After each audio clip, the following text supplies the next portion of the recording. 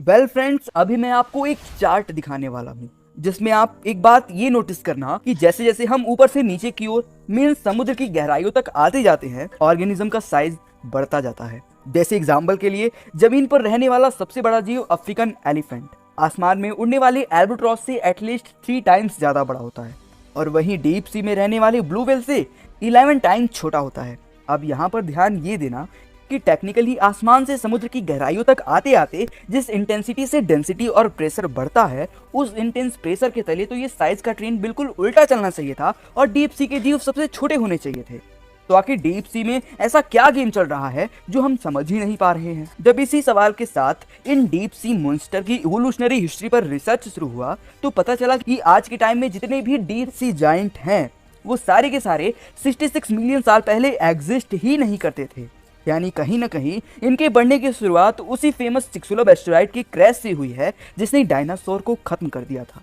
अब I know ये सुनने में थोड़ा अजीब जरूर लग सकता है, बट ये सब कुछ ऐसे रैंडम ही नहीं हुआ, क्योंकि जब कुछ रिसर्चर्स ने इसके पीछे छानबीन किया तो पाया कि डीप सी में साइज का बढ़ना ये क्रीचर ने इस फेजेस से गुजरने के बाद अचीव किया है, जो असल में ये सब प्रेज और प्रेडिटर के बीच हुए सर्वाइवल गेम का ही नतीजा है। अब मे बी आपको ये समझ न आ रहा हो तो उसके लिए पास्ट के उस टाइम फ्रेम को समझना होगा जब आज के करीब 66 मिलियन साल पहले चिक्सुलोब एस्टेरॉयड अर्थ से टकराया था। दरअसल उसके गिरते ही अर्थ का टेम्परेचर बढ़ने लगा, जिससे समुद्र की ऊपरी सतह भी गर्म होने लगी, और अब बढ़ते टेम्परेचर से बचने के लिए न चाहते हुए भी ऊपरी सतह पर रहने वाले जीव अपनी जान बचाने के लिए समुद्र की गहराई में जाने लगे। अब ऐसे में सभी जीवों का एक ही समय पर गहराई में रहना, मतलब समझ रहे हो, मतलब उस टाइम प्रेडिटर्स यानी कि शिकारियों के बीच खाने का कंपटीशन ऑटोमेटिक बढ़ गया, और अल्टीमेटली इसका सबसे ज्यादा असर प्रीज मींस शिकार बनने वाले जीव पर पड़ा।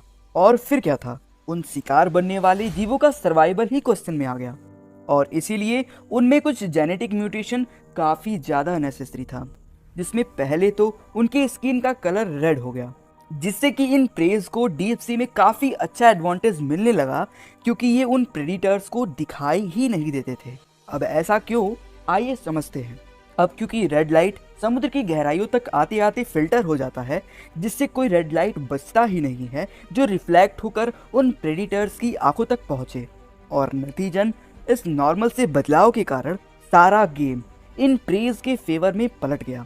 और फिर कुछ टाइम बीतने के बाद इन्हें काउंटर करने के लिए प्रेडिटर्स ने भी अपना दांव खेला, मतलब वो over a period of time इस तरीके से इवॉल्व हुए कि वो अंधेरे में भी प्रेज को देखने के लिए उन्होंने अपने खुद की नेचुरल लाइट का इजाद किया।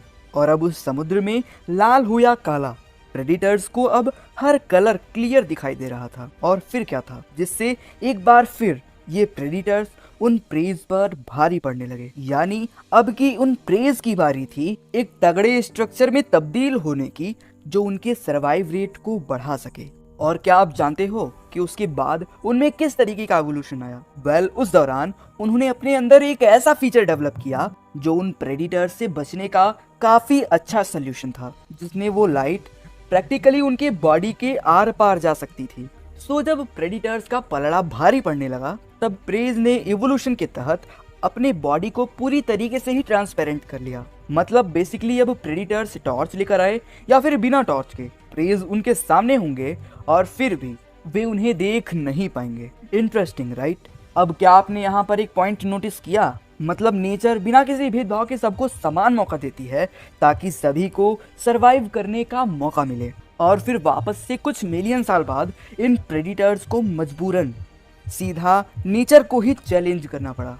अब बेसिकली हुआ ये कि प्रेज के ट्रांसपेरेंट होने से प्रेडिटर्स अब समझ गए थे कि उनकी आंखों का अब कोई यूज नहीं रहा, और इसीलिए उन्होंने धीरे धीरे करके अपनी आंखों को छोटी करना शुरू कर दिया, जो आगे चलकर थोड़ा और इवॉल्व होने पर विद टाइम वो पूरी तरीके से गायब हो गई। अब क्योंकि इवोल्यूशन का सिंपल सा रूल है कि मतलब अगर कोई स्पीसीज किसी भी एक ऑर्गन को यूज करना बंद कर देती है तो धीरे धीरे करके वो ऑर्गन बॉडी से विलुप्त होते जाते हैं, और सेम ऐसा ही कुछ हुआ यहाँ पर इनकी आंखों के साथ भी। अब इसके आगे क्या हुआ होगा, क्या आप गेस कर सकते हो? चलो कोई नहीं, मैं समझाता हूँ। तो देखो, इन प्रेडिटर्स की आंखें तो चली गई, पर उन आंखों को कंट्रोल करने के लिए जो प्रोसेसिंग पावर यूज हुआ करती थी, वो पावर अब ये प्रेडिटर्स बाकी सेंसेस को स्ट्रॉन्ग करने में यूज करने लगे। और फिर यही जीव आगे चलकर दो अलग अलग स्पीसीज में डिवाइड हो जाते हैं। एक वो जो प्रेजेंट डे एंगलर फिश की तरह 1 किलोमीटर दूर से ही अपने शिकार को सूंघ सकते थे, और दूसरे वो जो present day dolphin and whale की तरह लोकेशन से करीब 2 किलोमीटर दूर मौजूद शिकार को भी एक्यूरेटली पिन पॉइंट कर सकते थे। नतीजा, इस इवोल्यूशनरी अपग्रेड के बाद प्रेडिटर्स ने गहरे समुद्र में इस कदर कत्लेआम मचा रखा था कि जो प्रेज मिलता एक साथ सारे के सारे टूट पड़ते, और इससे माहौल इतना गर्म हो गया कि फाइनली प्रेज की तादाद तेजी से घटने लग गई। और इस खाने की कमी के कारण मजबूरन उन प्रेडिटर्स का साइज बढ़ने लगा। अब आई नो कि ये सुनने में काफी कॉन्ट्राडिक्टी लग रहा होगा, पर इस कॉन्ट्राडिक्शन को समझने के लिए जरा इसे देखो। ये है 7.3 मीटर लंबी और 1.4 टन भारी मादा ग्रीनलैंड स्टार, जो पिछले 400 सालों से जिंदा है। आपको ये जानकर हैरानी होगी कि पहले तो इसने अपने साइज को बढ़ाने के लिए फैट स्टोर करना शुरू किया, जिससे इसका मेटाबॉलिज्म भी स्लो हो गया, और मेटाबॉलिज्म स्लो होने से इसकी एज भी बढ़ती चली गई। बट ये कोई हैरानी की बात नहीं है, क्योंकि अक्सर ऐसा देखा गया है कि कई समुद्री जीवों में जब खाने की कमी होती है तो वो जीव फैट स्टोर करके अपना साइज बढ़ा लेते हैं, जिससे उनका मेटाबॉलिज्म स्लो हो जाता है और उनकी एज बढ़ने लग जाती है।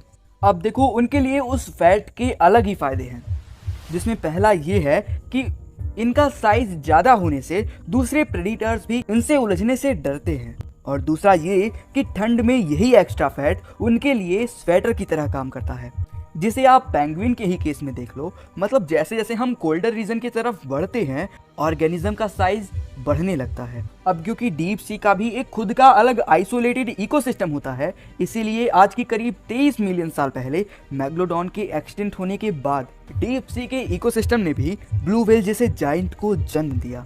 अब हम इसके डिटेल्स पर नहीं जाएंगे, क्योंकि ऑलरेडी हमने मैग्लोडॉन एक्सटिंक्शन वाले वीडियो में कवर कर रखा है, जिसका लिंक आपको वीडियो के डिस्क्रिप्शन में मिल जाएगा। अब यहाँ पर इसे रिकॉल करने का मतलब सिर्फ इतना ही था कि अगर किसी प्रेज पर सर्वाइवल का कोई खतरा ना हो तो कुछ टाइम बाद यही प्रेज प्रेडिटर में कन्वर्ट हो जाते हैं। अब क्योंकि डीप सी और सैलो वाटर के बीच कोई क्लियर कट बाउंड्रीज नहीं होती है, और ऐसे में एक गहरे समुद्र का जीव खतरनाक निकला तो वो दूसरे फलते फूलते इकोसिस्टम को बर्बाद कर सकता है, और जिसका जीता जागता उदाहरण है ये नॉर्वेगन क्रैब्स। दरअसल ग्लोबल वार्मिंग के रीजन से पिछले कुछ सालों में ये क्रैब्स अपने डेस्टिनेशन से काफी दूर चले गए थे, और वहां पर उनके कॉम्पिटिटर्स ना होने की वजह से उन्होंने बाकी जीवों पर भी हमला करना शुरू कर दिया था। अब इसी हिसाब से आप ये अंदाजा लगा सकते हो कि ये बड़े बड़े जीव अगर सरफेस पे आ जाएं तो क्या होगा। नहीं, ये ह्यूमंस को कोई खतरा नहीं पहुंचा पाएंगे। दरअसल जिस हिसाब से इन जीवों ने खुद को डीप सी के सर्वाइवल के हिसाब से ढाल लिया है, उसी तरह वो सरफेस पर जीने के लिए खुद को नहीं ढाल पाएंगे। एंड सो जैसा कि आपने देखा ही कि नेचर का खेल काफी इंटरेस्टिंग होता है, जो कि हर स्पीसीज को सर्वाइवल के लिए मौका देती है, और कुछ इस तरीके से नेचर खुद को बैलेंस करती है। तो फ्रेंड्स, आज के इस वीडियो में बस इतना ही। मिलते हैं अगली वीडियो में एक नए इंटरेस्टिंग टॉपिक के साथ। तब तक के लिए जय हिंद।